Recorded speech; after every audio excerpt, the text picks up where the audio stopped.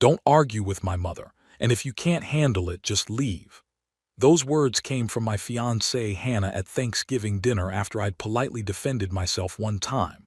So I smiled, said okay, stood up, and walked out the door right then and there. But here's the thing, when I said I was leaving, I meant permanently. And the apartment we lived in, yeah, that was 100% in my name. I'm Arvin, 30, data analyst at a logistics company in Charlotte, making around 88K. My fiancée Hannah is 28, respiratory therapist, making about 75K.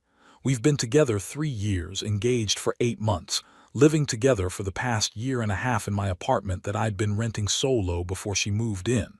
Hannah always warned me about her mother. Mom likes to test people. Just don't react, okay, doctor? Lorraine West, early 60s, all about status and appearances. She's made comments about my ordinary career path and how I should be more ambitious like Grant.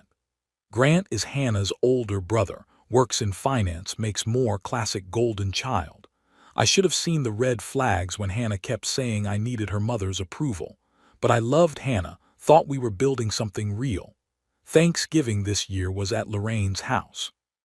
Big spread, fancy china, the whole production. Everything was fine until dessert. So Arvin, Lorraine started, Hannah tells me you're still at that same company, no promotions yet. I got a raise last year, the work's solid and I'm good at what I do. She smiled that smile. That's nice, dear, and you're still renting. Grant already owned his first condo at your age. Hannah shot me a warning look. I kept my cool. I'm comfortable financially, not rushing into buying just to buy. Wine sip. Hannah's father and I bought our first home at 26. Different generations have different priorities, I suppose. Some people are just more driven. That stung, but I stayed composed. I'm proud of being self-reliant and financially stable. That shows drive. The temperature dropped 20 degrees. Lorraine's smile vanished. Hannah's eyes went wide. Hannah grabbed my arm. Can I talk to you? She dragged me into the hallway before I could answer. What are you doing? She hissed. I stated a fact about my own life. You contradicted my mother at her table on Thanksgiving, genuinely angry, not at her mother for the insults, but at me for not taking them. Hannah, she called me unambitious to my face, in front of everyone. She didn't mean it like that. You're being too sensitive. So what do you want me to do? She crossed her arms. Don't argue with my mother, and if you can't handle it, just leave. I looked at her for a long moment, 3 years together, engaged, and she chose her mother's right to disrespect me over my basic dignity. Okay, I said. I walked back in, grabbed my jacket, said to the whole table, thanks for having me, I'm heading out. Lorraine looked triumphant. Hannah's face went from angry to confused. Arvin, wait, you told me if I couldn't handle it I should leave, so I'm leaving. I drove back to our apartment, my apartment to be exact, in silence. Phone started blowing up halfway. Hannah's texts. You're being ridiculous. You're embarrassing me. This is so childish. Not one apology. Not one, are you okay? Just anger that I'd made her look bad. I sat in my apartment looking around. The lease, my name, the furniture, almost entirely mine. The utilities, internet, parking, all my accounts. Hannah had moved into my established life. I checked our wedding planning email. That's when I saw it in her inbox, still logged in on my laptop. An email chain from 3 weeks ago. Lorraine had sent Hannah a prenup template and questions about my financial history. Hannah had been corresponding with a lawyer, never mentioned it to me. The prenup wasn't the problem, prenups are smart. It was the subject line, protecting you from a mediocre match. I stared at my screen for 20 minutes. Everything clicked. The Thanksgiving ambush wasn't spontaneous. Lorraine was testing whether I'd submit to disrespect. Hannah warning me not to react wasn't about peace. It was about proving I'd roll over whenever mommy flexed. I opened my laptop and started Googling moving companies with weekend availability. Hannah's blowing up my phone like I burned the house down instead of just taking her literally when she said to leave. Well, now she's about to watch everything burn to ashes. Update 1. Posted 4 days later, sorry for delay. Took a personal day to handle logistics and honestly needed time to process. Thursday night after I discovered that prenup email, I didn't sleep. Made a list of everything in the apartment that was mine versus hers. Turned out about 85% was mine. Friday morning, Hannah was still at her mother's, too upset to come home, whatever that meant. I called out of work, called a moving company, found one that does last-minute jobs, cost extra but worth it. First, building management. Lady named Stephanie has handled our lease for 2 years. Asked about not renewing when lease was up in January. Straightforward, just needs 60-day notice. I gave it. Asked if Hannah was on the lease. Nope, my name and my name only. Has anyone else called about the apartment recently? Stephanie paused. Actually, yes. Tuesday morning, a woman called asking about tenant rights and changing locks. Said she was your fiancé's mother. I told her I could only discuss lease matters with the named tenant. Tuesday. That was 2 days before Thanksgiving. Lorraine had already been planning something. Friday was like running a military operation, called electric, gas, water, internet, all my name. Set transfer for December 1st. Streaming accounts, passwords changed. Parking pass transferred to just my car. Shared credit card, my account, her authorized user, removed her. Started packing essentials, clothes, laptop, documents, gaming setup, sentimental stuff. Saturday morning, movers came. Rented storage unit, moved out my bedroom furniture, couch, TV, kitchen stuff. Left her with basics, her dresser, the cheap coffee table, some chairs. Apartment looked completely different. Sunday evening text. On my way home, we need to talk. I wasn't there. Already checked into a hotel Saturday night. But I left something for her. On the counter, an envelope, copy of lease showing my name only, copy of 60-day notice. Note, you told me to leave if I couldn't handle your family's disrespect. I'm leaving. Lease ends January 31st. Find other arrangements. Your belongings are safe. Schedule pickup time. Ring is in the box. Arvin. Left the engagement ring. 3-month salary, custom designed, but I wasn't keeping it. Phone started ringing around 8 p.m. Sunday. I didn't answer. Texts, where is everything? Arvin, answer your phone. You can't just leave. This is my home too, I texted once. Check the envelope. Lease is in my name. I'm leaving per your instruction. Everything is legal. Don't contact me except to arrange getting your belongings. Radio silence for 6 hours. Then Monday morning, different tone. Okay, I overreacted. Can we talk? Arvin, I'm sorry I was harsh.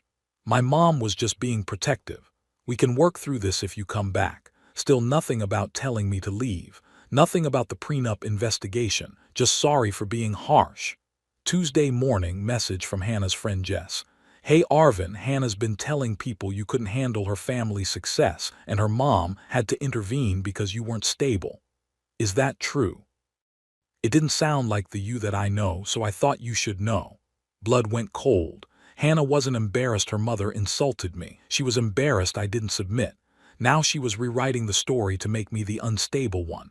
I forwarded Jess's message to Hannah. Tell the truth or I will. 5 minutes. You're threatening me now.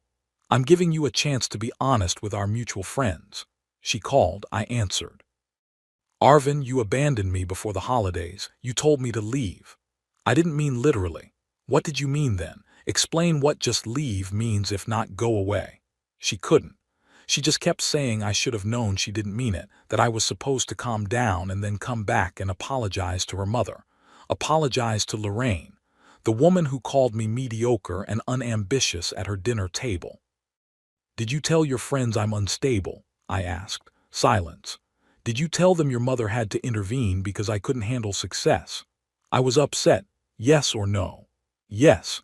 But Arvin, I hung up before she could finish that sentence. Yesterday I thought this was about standing up for myself. Now I'm realizing Hannah's family operates on this twisted power dynamic where someone has to be less than for everyone else to feel superior.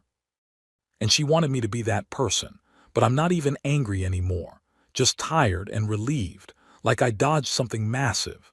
Update 2. Posted 5 days later. Wi-Fi at my new place just got installed. Sorry for delay. Honestly needed a few days because what happened when Hannah returned was a lot. So, Tuesday evening, Hannah went back to the apartment after spending a few more days at her mom's place. I wasn't there. I was at my buddy Marcus's place helping him prep for his kid's birthday party, trying to stay busy. My phone started going off around 7 p.m. Arvin, where is the couch? Where is the bed? Did you take everything? The TV is gone. Even the dresser is gone. Then voice calls. About 12 of them. I let them ring. Then I texted back. Everything I owned before you moved in, I took. Your furniture and belongings are still there. Lease ends January 31. I left instructions in the envelope. She called again. This time I answered. You can't do this to me. She was crying, but it was the angry kind. You can't just take everything and leave me with nothing. I wasn't doing anything to you. I just took my belongings from my apartment that I'm moving out of. Arvin, I can't afford this place alone. You know that. And there it was, not I'm sorry for how I treated you. Not can we fix this, just panic about money. You should have thought about that before you told me to leave, I said and hung up. Then the mother got involved. Of course she did. Wednesday morning my phone rang from a number I didn't have saved but recognized, Lorraine's cell. I almost didn't answer. Curiosity got me. Arvin, this is Dr. West. We need to discuss your unacceptable behavior. Not hi, not even pretending at civility. I don't think we have anything to discuss, I said. You abandoned my daughter right before the holidays over a simple family disagreement. That's not how adults handle problems. Your daughter told me to leave. I left. I'm not sure what part of that confuses you. Don't be smart with me. Hannah is devastated. You've left her without a home. She has a home until January 31st, and the home she lived in was mine, which she seems to have forgotten. You're being petty and vindictive. A real man wouldn't tolerate being insulted at dinner and told to leave if he had a problem with it. Ma'am, I think we're done here. I hung up. My hand was shaking, not gonna lie. I've never spoken to someone's parent like that before, but damn, it felt necessary. Then yesterday, things escalated. I went back to the building to get my mail forwarded and ran into Stephanie from building management. She looked uncomfortable when she saw me. Arvin, hey, can we talk for a second? We stepped into her office. She pulled up something on her computer. Monday morning, the day before Thanksgiving, someone called asking very specific questions about your lease. A Dr. Lorraine West. She wanted to know if Hannah had any legal right to stay if you moved out. She asked about changing the locks. She asked if there were any loopholes to add someone to a lease retroactively. My stomach dropped. Monday, before Thanksgiving. Yes, I logged it because it felt odd. She was pretty pushy about it. I told her repeatedly I could only discuss account matters with you, but she kept pressing. She specifically asked, if my daughter's fiancé abandoned the apartment, could she stay? This wasn't a spontaneous Thanksgiving meltdown. This was planned. Lorraine had already been working on contingency plans for getting me out and keeping Hannah in my apartment. I thanked Stephanie and left. My head was spinning. The Thanksgiving insults were a test. If I'd submitted and apologized, I'd have proven I could be controlled. If I'd exploded and left, they probably had planned to use my absence as abandonment to keep Hannah in the apartment and push me out of my own lease. But I did the one thing they didn't expect. I left calmly and immediately started doing everything legally and correctly. They couldn't paint me as unstable if I was following all the proper procedures. That night, Hannah texted me. Can we please meet and talk? I miss you. I think we can fix this. I didn't respond for a few hours. Then, talk about what? About us, about the wedding, about fixing this. I know things got out of hand. What specifically got out of hand? My mom was too harsh and you got upset, but we can work through it if you're willing to try. Notice what's missing. Any acknowledgement that she told me to leave. Any apology for the prenup investigation. Any recognition that she's been telling people I'm unstable. I wrote back. I'm willing to talk on one condition. You tell me the truth about the prenup your mom was preparing and the lawyer you were emailing. Read receipt. 3 dots appeared and disappeared. Then, how did you see that? Your email was open on my laptop when I was checking our wedding email. You want to explain why your mother was preparing a prenup with the subject line, protecting you from a mediocre match. No response for an hour. Then, that was my mom's idea. I didn't agree with how she phrased it, but Arvin, prenups are normal, you're overreacting. Were you going to tell me about it? Eventually, when the time was right. And when would that be? After I apologized to your mother for daring to defend myself. See, this is the problem. You're making everything about ego. My mother cares about me and wants to make sure I'm protected. If you really loved me, you'd understand that. And honestly, you should apologize to her. She's hurt by how you stormed out." I should apologize to her. I called her. She answered on the first ring. "Hannah, let me be crystal clear. I will not now or ever apologize to your mother for leaving after being disrespected. I will not pretend that I'm the problem here, and I will not come back to a relationship where you prioritize your mother's control over our partnership. So that's it, you're just giving up on us. You gave up on us when you told me to leave instead of defending me to your mother. Fine, if that's how you want it." Her voice changed, got colder. "You know what, Arvin? My family was right about you. You don't have what it takes. You're going to regret this when you're alone and I've moved on. I'd rather be alone than disrespected in my own relationship. Goodbye, Hannah." I hung up and blocked her number. But then, this morning, I found out something that made my blood boil. Hannah had written a long post on Facebook about how her fiancé abandoned her right before the holidays and left her homeless because he couldn't handle her family's success. She painted me as a jealous, controlling guy who isolated her and then kicked her out of our home because her mother asked normal questions about his career. I've got screenshots. The post has like 60 sympathetic comments. People I know, mutual friends, everyone thinking I'm some kind of monster. I'm sitting here staring at my phone and I'm realizing I need to protect myself here. She's building a narrative. If I don't say something, this becomes the truth everyone believes, so I'm making a decision.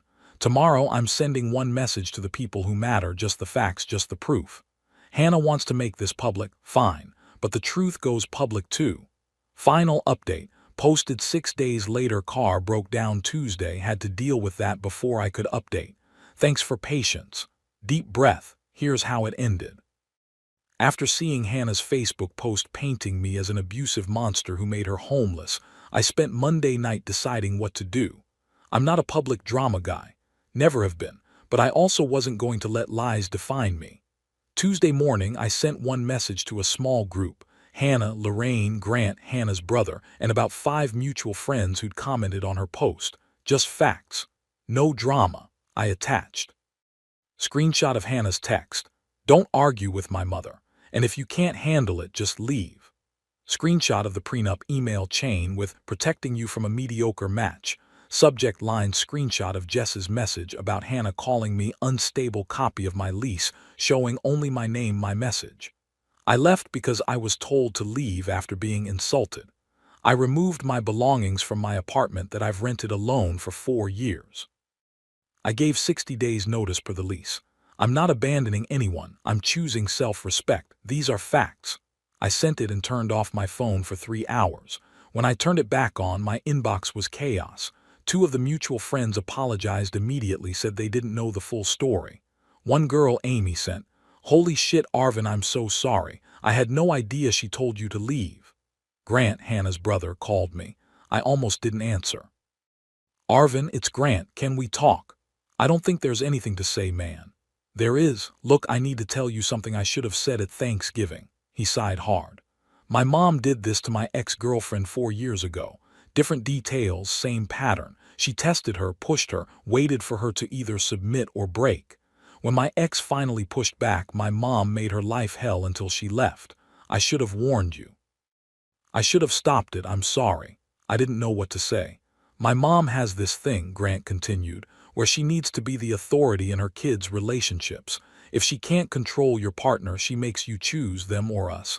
Hannah always chooses mom. Why didn't you say something?" "Because I'm a coward. I keep the peace by keeping my head down and my wife far away from family drama." "But you didn't deserve what happened. And Hannah knew exactly what she was doing when she told you to leave. That's the script.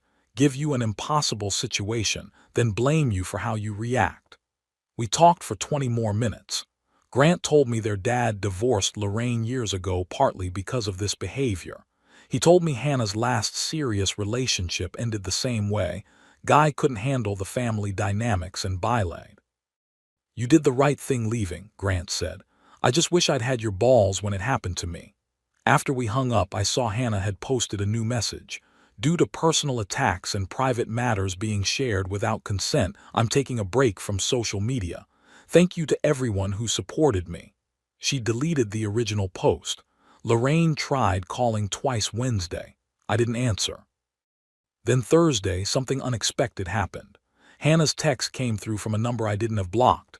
"Can we meet in person, please? No parents, no friends, just us." Against my better judgment, I agreed. We met at a neutral coffee shop Friday afternoon. She looked tired, didn't have that put-together look she usually maintained. She sat down across from me and just stared at her coffee for a full minute before talking. "I'm not going to apologize for my mother," she said finally. "I didn't expect you to, but I should apologize for telling you to leave. I was angry and I wanted you to back down and you didn't, and I said something I didn't mean." "Did you really not mean it? Or did you mean it but didn't expect me to actually do it?" She looked up at me. "I thought you'd cool off and come back and we'd fix it like we always do." "Hannah, your mother called my property manager before Thanksgiving to ask about evicting me from my own apartment. Did you know that?" Her face went pale. "What? Monday before Thanksgiving. She was already planning how to get rid of me if I didn't fall in line. The whole dinner was a setup." "That's not. She wouldn't." "She did. I have the call log. This was never about Thanksgiving. This was about control." Hannah sat there processing. Then quietly, "She just wants what's best for me. And I didn't qualify as what's best. You would've if you just tried harder with her." There it was, the truth. I would have been acceptable if I'd been willing to be subordinate to Lorraine forever. "I need to ask you something," I said. "Did you love me? Or did you love the idea of getting married and I was available?" She looked like I'd slapped her. "That's not fair. Answer it." Long pause, then, "I don't know, I think I loved what we could have been if you'd been willing to compromise." "Compromise means both people give something up. You wanted me to give up my dignity while you gave up nothing." She started crying, not the angry crying from before, real tears. "I didn't mean for it to go this far. I just wanted everyone to get along. At my expense, always at my expense." We sat in silence for a while. She finished her coffee, wiped her eyes. "What happens now?" she asked. "You find a new place by end of January. We split whatever wedding deposits are refundable, eat the cost on the rest. You keep your stuff, I keep mine, we're done." Just like that. "Hannah, it was just like that the moment you told me to leave. Everything after has just been the logistics." She nodded slowly, stood up. "For what it's worth, I hope you find someone who fits better with what you need. I hope you figure out what you actually want, separate from what your mother wants." She left. I sat there for another hour just processing. About a week later, Grant texted. "Mom tried spinning the story to her friends, said you were unstable and she protected Hannah. Someone showed them your receipts. Now half her circle thinks she sabotaged Hannah's relationship. She's furious but can't admit she's wrong." He added, "Hannah and I talked. She's seeing how Mom operates now. They're barely speaking. Mom's losing control of both her kids. Best thing that could have happened." I didn't respond, just saved it. Not my circus anymore. But yeah, there was some justice in Lorraine's manipulation catching up with her. Today's Saturday. I'm in my new apartment. It's smaller, quieter, cheaper. I've got my couch and TV, my gaming setups back in place. No photos of us on the walls. No wedding planning spreadsheets on my laptop. Just space. Next Thanksgiving I'm going to my buddy Marcus's place. His wife already invited me and promised no family drama, just good food and football. Maybe I'll meet someone eventually, maybe I won't. Either way, I'm good. They called me unambitious and mediocre because I didn't make enough money for Lorraine's standards. But I walked away because I'm rich in something they can't measure, self-respect. And that's worth more than any approval they could have given me. Thanks for coming on this ride with me, everyone. I'm out.